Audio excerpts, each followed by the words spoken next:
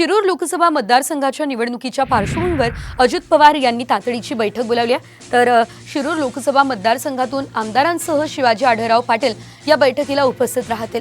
शिवाजी आढळराव पाटील यांचा प्रवेश होणार अशी माहिती सूत्रांकडून मिळते। तर शिरूरमधून अमोल कोल्हे विरुद्ध शिवाजी आढळराव पाटील यांच्यात लढत होणार। शिंदेंचा शिलेदार अजित पवार यांच्या मात्र गळाला लागलाय।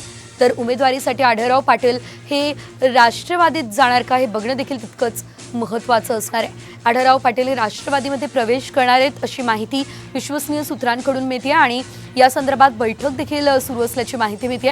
तर त्यामुळे आता शिरूरमधून अमोल कोल्हे विरुद्ध शिवाजी आढळराव पाटील यांच्यामध्ये लढत होण्याची शक्यता सध्या व्यक्त केली जाते। शिरूर लोकसभा मतदारसंघातून आमदारांसह शिवाजी आढळराव पाटील या बैठकीसाठी उपस्थित असणार आहे। तर आता तातडीची बैठक बोलावण्यात आलेली आहे। मतदारसंघाच्या निवडणुकीच्या पार्श्वभूमीवर अजित पवार यांनी ही तातडीची बैठक आता बोलावलेली आहे आणि या बैठकीसाठी आढळराव पाटील हे देखील उपस्थित असणार अशी देखील माहिती मिळते आहे।